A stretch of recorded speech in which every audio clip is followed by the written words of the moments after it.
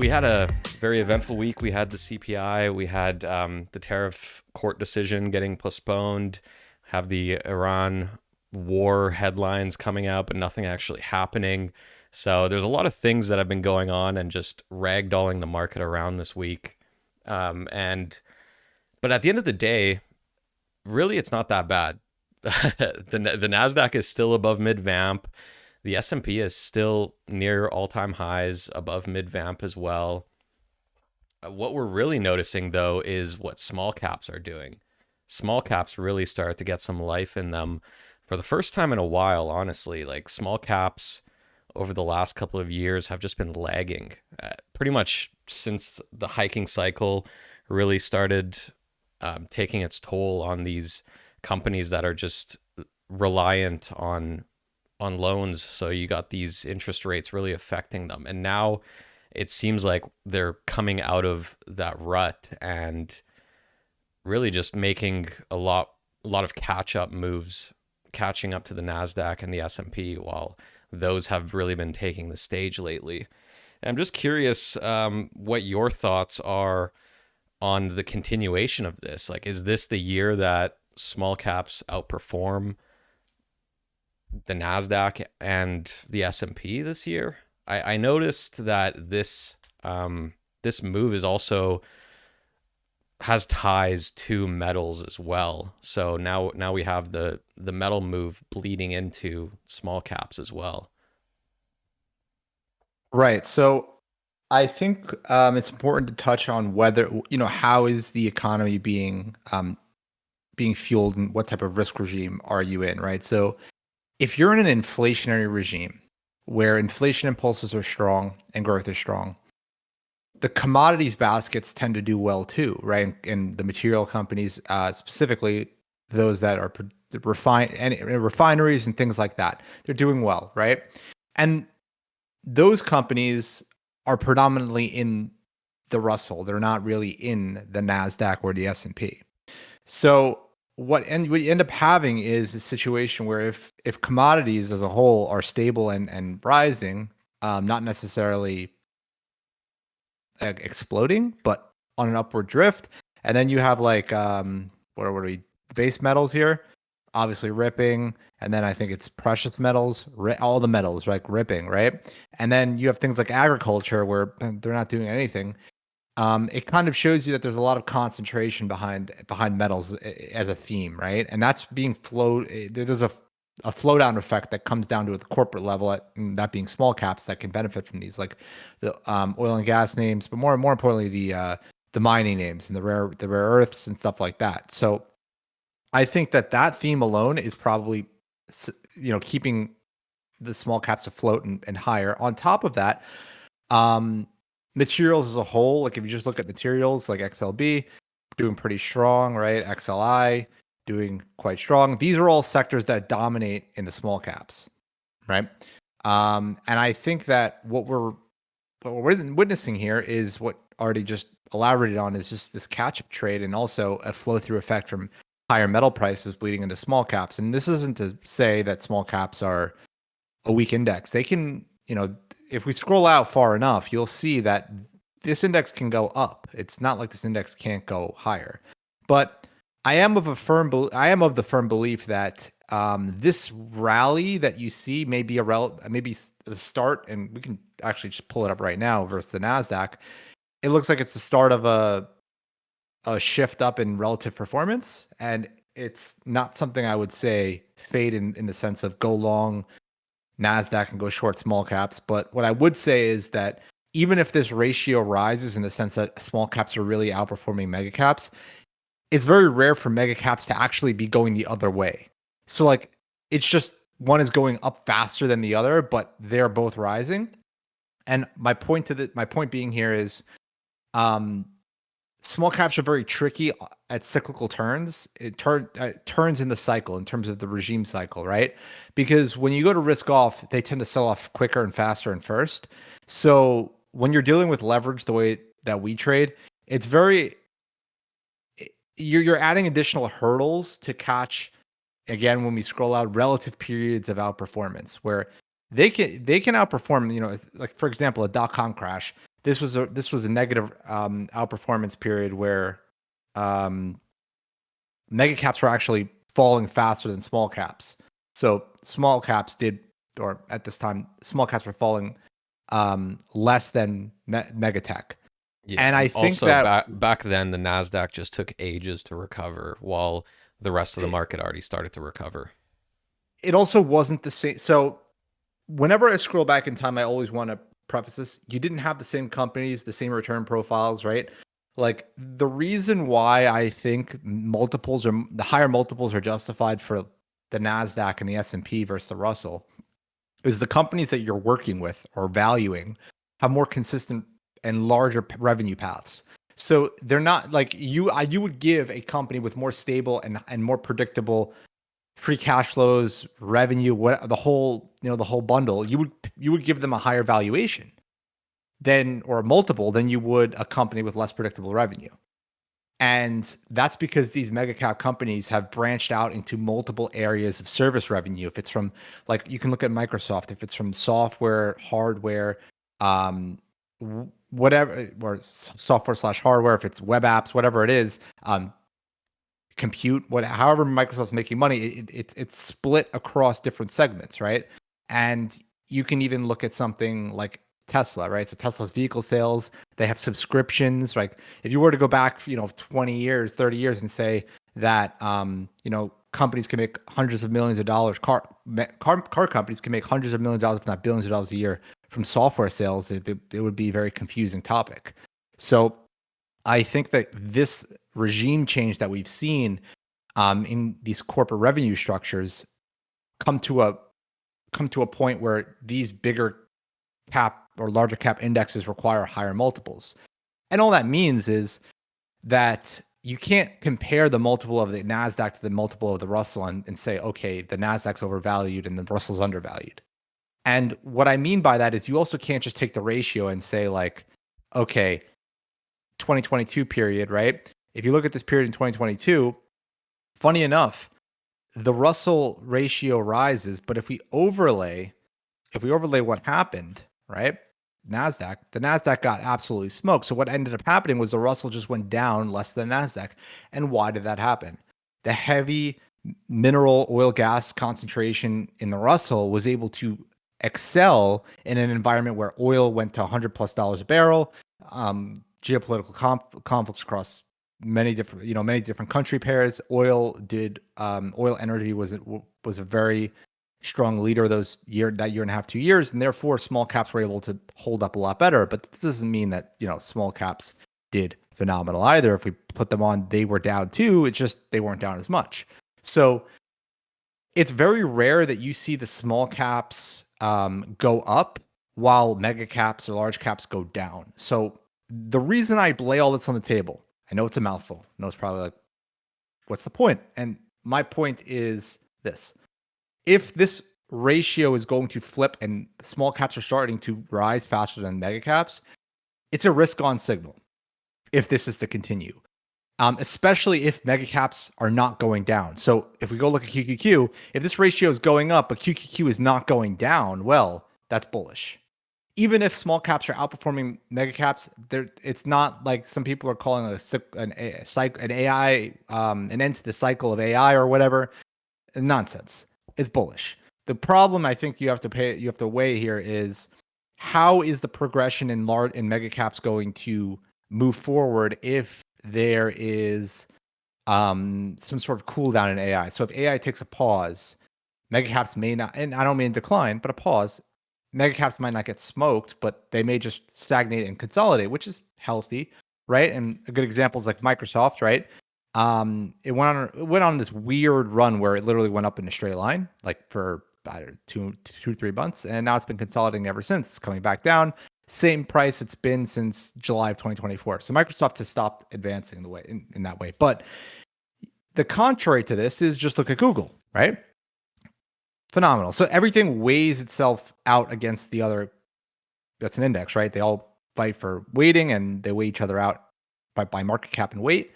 And I think that the overall index being QQQ, all it's telling you is, look, there's been a slowdown in momentum, a significant slowdown in momentum across mega cap names. And that momentum, you can tell it's very AI tech based. I know the NASDAQ is tech based, but even if you just shift to the SPX, you can just see the difference, right? So NDX, SPX, you can just see that the index has this like weird weighted vest on at the moment. And my point from before is if the small caps are really going to start moving, eventually that spark will come back to mega caps and they'll start moving as well.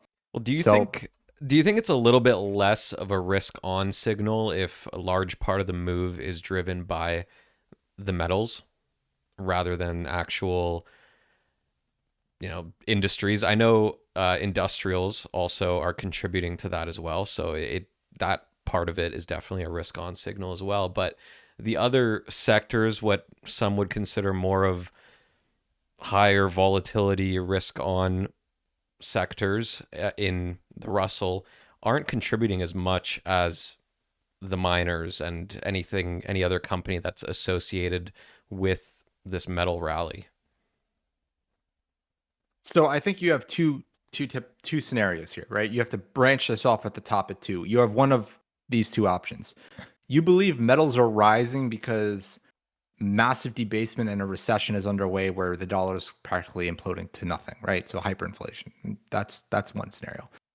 Or the other scenario, metals are rising because speculators are taking control, which that in itself is a risk on signal.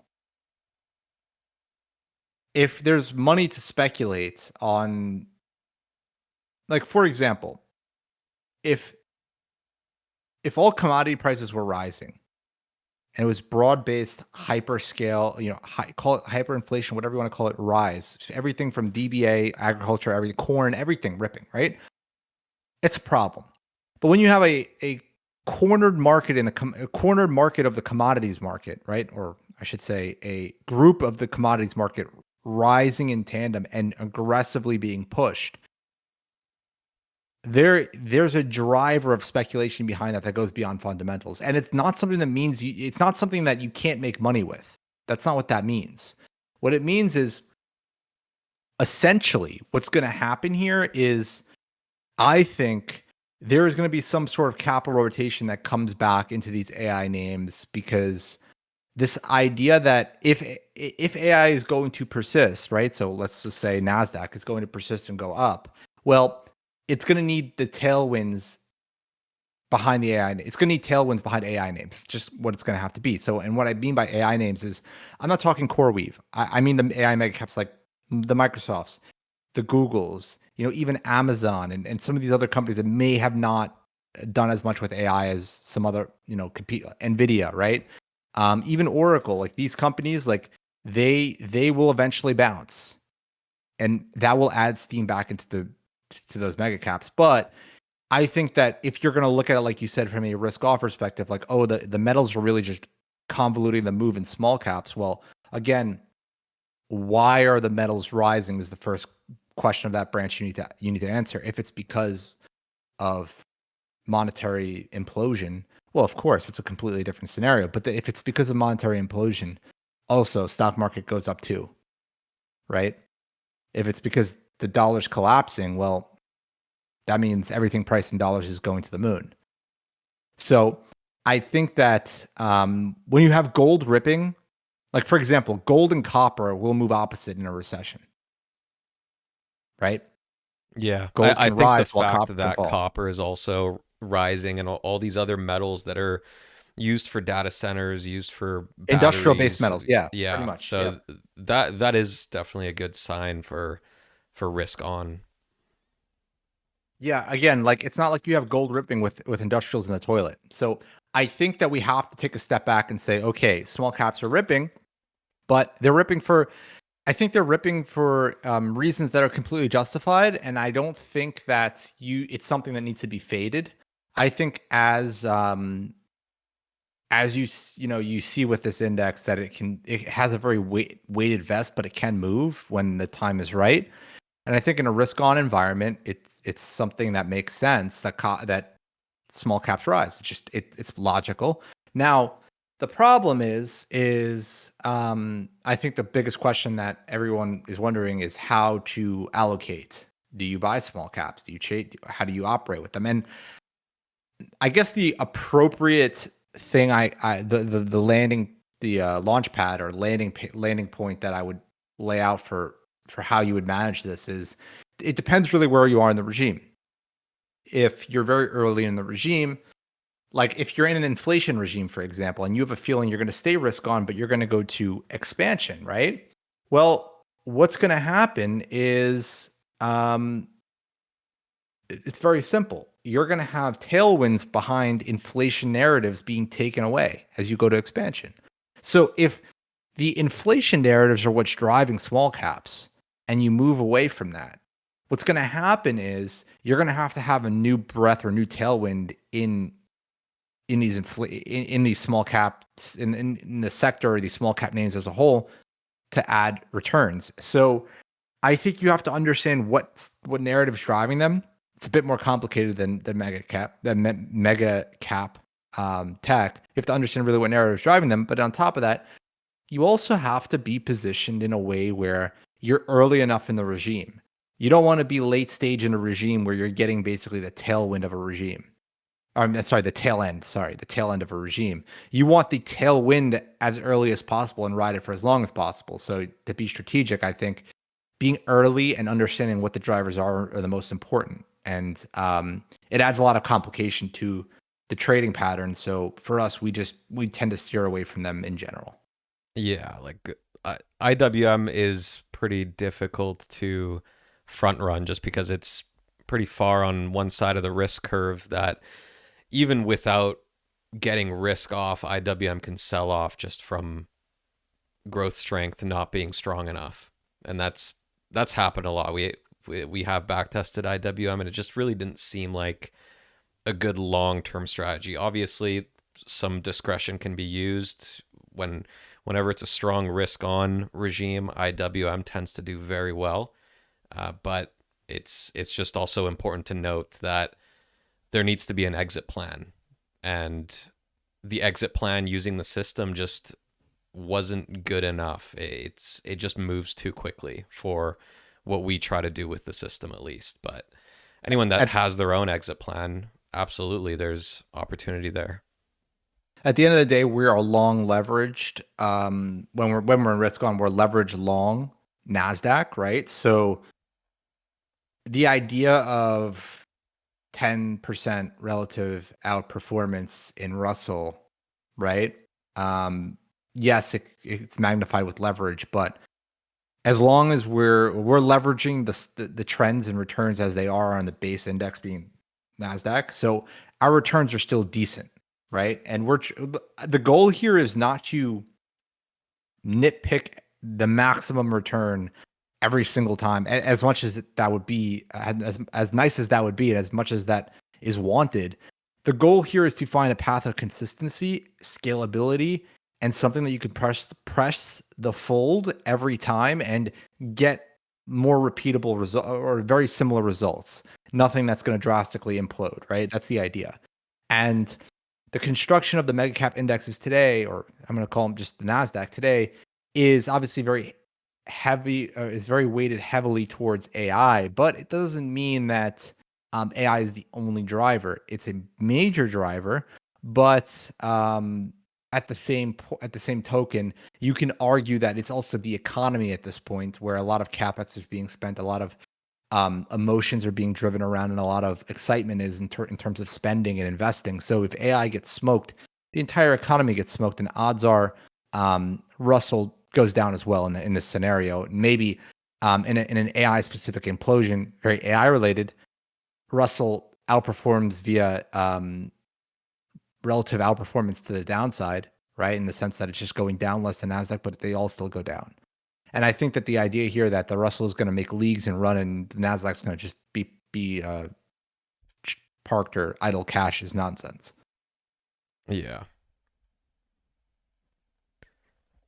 Well, But I let's. do. Go I ahead. want to move on to the tariff topic that we saw this week. So the tariffs decision was postponed, and there was actually a significant market reaction to that. Honestly, more of a reaction than I expected. Clearly, the tariffs being denied and deemed illegal was what the market has been expecting and had begun pricing in. And so when that didn't happen, we did see a correction in the Nasdaq and bonds as well. So just curious what your thoughts are on what the outcome is going to be, and where do you see stocks and bonds moving if this does end up being deemed illegal, or if it's not. Well, I think that the major thing here is the next is when we hear from about this again, and if they again push this back. The most important aspect is this: are are there going to be required refunds, and is are they going to re-implement tariffs once they're struck down from their original method of implementation, right? So if is there going to be other backup tariffs lined up? And the administration has made it very clear that there is. So if these tariffs get struck down, they're going to find new ways to put more tariffs on. So the idea here that I don't think there's a general consensus where unless just across, at least the educated market participants, right? There's this understanding that no matter what, tariffs are going to be here. I think the people that believe that the tariffs are going to be ruled unconstitutional and we're going to rip and everything's going to be fine just aren't informed, in the sense that the administration has made it clear that they're going to find other ways. They got backups and backups lined up. Point being, I don't think removing the tariffs is essentially the problem. I think the problem here is that removing them creates another window of uncertainty. Now, we understand that there's backup tariffs lined up, but we don't actually know how the implementation is going to come about.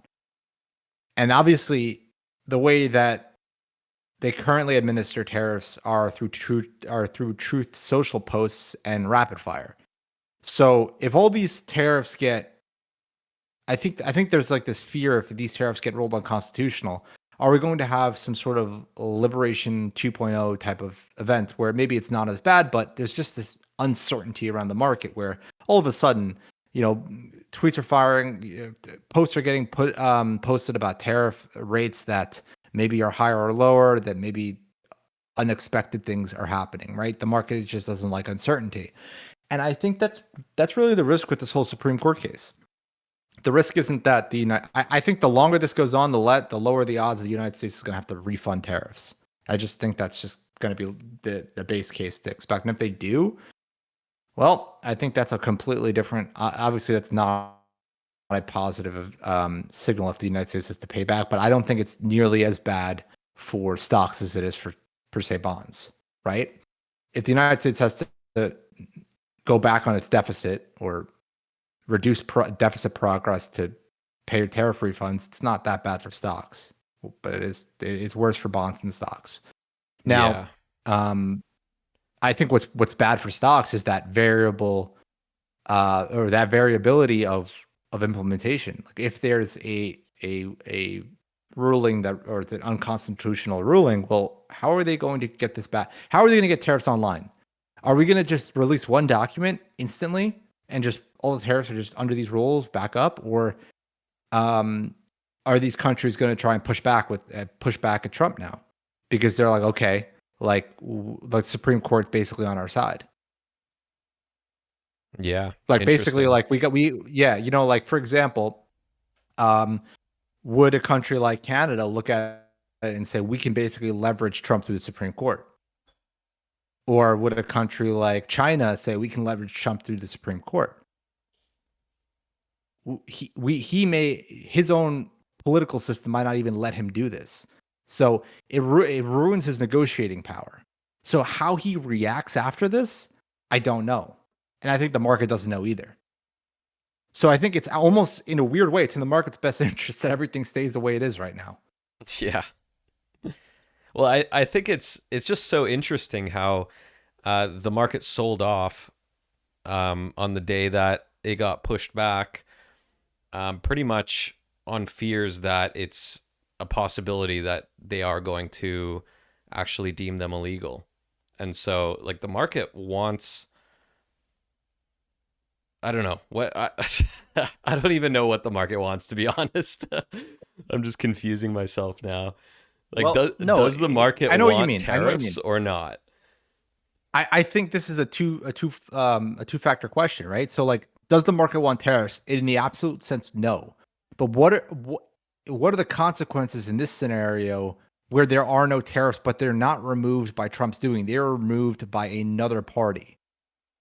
They are removed against the person who enacted them. Basically, a sign of internal conflict. And if that happens, the path of uncertainty widens because how the reaction function to be battling your own judicial system, right? And having then to deal with negotiations on the other hand, because that would invalidate a lot of things that were put in place for the last 6 to 8 or last year, right? And now the president or the negotiator, Trump, is sitting in a position, right, from just a negotiating standpoint, that he struck these deals out of the sense of absolute power with these other nations being able to lay down the law against them, to whatever he says going forward, they believe that they could rebuke by just leveraging the Supreme Court and waiting, right? And Yeah.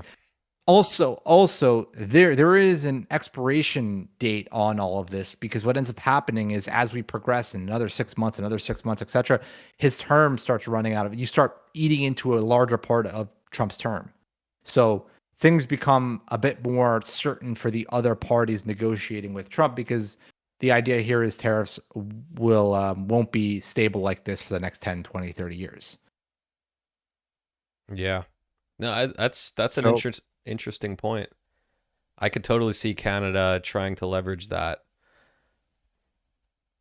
right. And the thing here isn't that the tariffs are unconstitutional, because if they are, in theory, removing them would be bullish, right?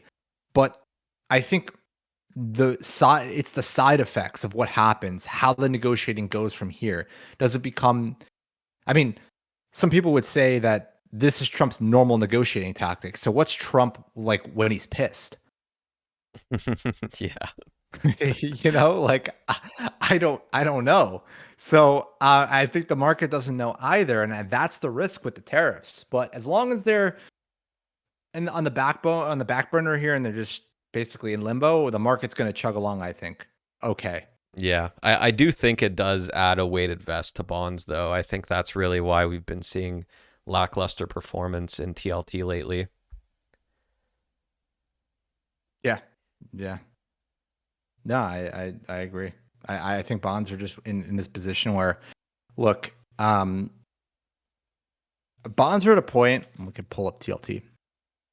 Bonds are at a point where they really just need a recession. They need a recession because it looks like inflation kind of bottomed out. On the swap, obviously on a forward basis, the CPI prints may still come down, but even if you just look at inflation swaps, ever since the end of last year, they stopped going to, like, they have not been at new lows. So momentum has shifted quite a bit in swaps. And now it's not absolutely material yet, but even if you look at tens and twos, right? 10 and 2 spread, we were making progress above zero, but we completely collapsed. We're back to basically flat. We took away all this we were making some progress. We were doing okay. And then boom, collapsed. And I think this collapse here, well, this shows that the inflation curve is almost neutral. It's not normal. It's neutral, and typically there should be a much higher positive spread in the curve. This is still too low. Like if we go back, 10 years or something, you'll see this should be trend. This should be much higher than where it is right now. And things like oil, they're not ripping, but they're not falling apart. And then obviously metals are going up, and commodity baskets as a whole grinding higher, but not ripping. So don't think hyperinflation. Never think hyperinflation, but don't even think like super strong headline concerning inflation. Just think that inflation impulses, even on our system, are not bearish trend. So they're just chugging along above trend. So it's one of these things where you have to just observe and say, okay, inflation isn't really falling apart, and therefore, um, I think that the market's in a position that it should, or bonds, I should say, in a position where they have this weighted vest, and they're gonna have a hard time ripping. It's when you start to see those jobless claims ripping, the unemployment rate ripping. Like, you go back and you take a look at, let's take a look at labor, right? Up until just this last print, essentially. Take a look at the bars. The risk of triggering SAM roll rose substantially, and it just faded after it faded in the last print. And I think bonds need that momentum. They need that rip in the unemployment rate. They need that to get going. And as long as that's not going to happen, you're fighting that weighted vest with above trend inflation. Because the idea here is when this starts printing, when labor starts ripping like that, expectations for lower inflation come to light. Basically meaning like, think of it like this. If unemployment's ripping really hard, well, then the odds of a negative inflation surprise will rise because that's deflationary, right? Yeah. And that, I think, helps kill swaps. Like if we take a look at swaps, right? So take a look at inflation swaps. When last summer of 24, when we had that big surprise in labor when the SAM roll triggered, you could see inflation swaps on 10-year went lower than where they have been now. They went all the way down to, I think it was like almost 2%, or 2.15%. And right now we are at 2.35. So inflation swaps are not breaking down. And I think that we need that to happen for bonds to really work. So bonds are just, I don't want to say they're imploding, they're just stable, but they don't have the momentum they need right now from an economic standpoint. Yeah, I think they can make these little micro trends, but overall just be chopping around until something actually really starts to break and starts becoming recessionary.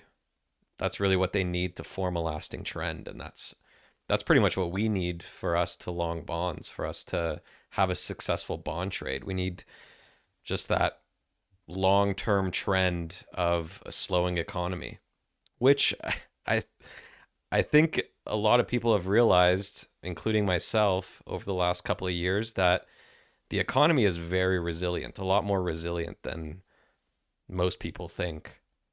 Like everything has been thrown at this economy, and we have not gotten a recession. It's pretty crazy. I think it's funny because like we like to attribute strong market returns to certain presidents. Like, for example, Trump's first term, phenomenal for the market, right? And if you really think about this, if you look back in time, there's a lot of factors that play a role in this ideology, right? So like, let's say Obama coming into the market, right, or coming into the White House, 2000, right, early to mid 2000s, right? Essentially, right after the GFC. So, what are like? You're guaranteed to have from when you get into presidency, you're guaranteed to have an upward drifting market. And the same thing can be said about a lot of presidents that come into power or come into office. The market is a byproduct of the economy, but the market is not a byproduct of the presidency. And what I mean by this is, look at Bidenomics, right? Everyone's saying, "Oh, Bidenomics." Okay, like there's a lot of reasons why the market went up, but the market also got smoked for almost 2 years. And then AI came about. And I think AI has a greater role economically than any president in power. Because it's where like companies are going to, obviously presidents can drive capex and build outs and stuff like that, but there's a defined structure in the economy that I think persists, at least in America, where the role of the president in terms of economic output, in terms of stock market gains, is less important than many people would like to think. They like to think a Democrat maybe is not as good for the market, or a Republican is not as good for the market, whatever stats may show. However, I think it's more so that America is one of the more open lands of innovation and in terms of prosperity and the ability to build things not maybe physically but digitally, and that leads to extraordinary market returns. And it's not something that is the not one president's responsible for these great and strong returns. And I think it's just a thing of time. Like the market will drift up over time because the companies are in a political and economic regime, the United States of America, with a rule of law that's defined and very trusted globally, no matter what they say about the dollar. It's just this trusted rule of law that companies will operate in. And we have some of the biggest companies in the world in this country. And that leads, I think, to very strong long-term equity markets. And if that is at risk, if that gets destroyed by a president, I think that is more dangerous than, who's sitting in the White House for the S&P 500. Yeah, well, I mean, so far it seems like Trump is the most dangerous president towards that we've seen in a sense. Like we haven't seen Yeah, I know. a I, de-dollarization event like we saw around Liberation Day. We haven't seen anything like that in I don't even know. I don't even know if that's ever happened. but I want to preface that no matter how crazy everyone wants to point their fingers at Trump, right? Like, and how like anti-global, like anti the rest of the world he is in terms of tariffs, isolationist, like the type of isolationist that he is. You can just look at the S&P 500, Nasdaq, and since he took office, it's still going up. Yeah. It just Now, yeah, granted, there are some outperformances globally versus the American markets, like in Europe and whatnot. But I do think that long term, the bet that you're making with America is America seems to be one of the better countries out there with its ability to innovate and capitalize, right? Innovate and then capitalize on, not innovate and then sell somewhere else, right? Everyone wants to sell their goods in America. That's why tariff revenue exists, because people are still importing goods into America, right? Like tariff revenue didn't go to zero when tariffs went up because people were like, "Oh, screw it, we're not going to import goods into America." They had to because they have to sell stuff here in America. So that's why that's why tariff revenues exist, and they are what they are. Even though they may seem massive, I think that what the United States does in terms of value supply to the rest of the world is great. It's very significant in terms of like what if you're living in another country, having the American economy as a place to sell your goods is very important. And I think as long as that is true, it doesn't matter who sits in the White House. It doesn't matter what is really being done. Now, Trump may be shaking the ground a bit, but also understand that there is a timeline on this. There could be something worse that happens in the future or better, or anything can happen in the future, right? But there's a timeline on this whole process where eventually Trump's term is going to be up and his successor win or doesn't win. Maybe some of his rules will get hindered by a midterm election. There's a lot of things that can happen here. When I say rules, his powers will be hindered by a midterm election. There's a lot of things that can happen here. And ultimately, I think the market it moves irrespective to a lot of this. Politics play a role, but I think the most important role in the stock market isn't necessarily the Democrat or Republican sitting in office, when in reality, there's a general sense of free market. There's a general sense of free and open markets in America, right? Now, you can claim that we're not 100% free market, right?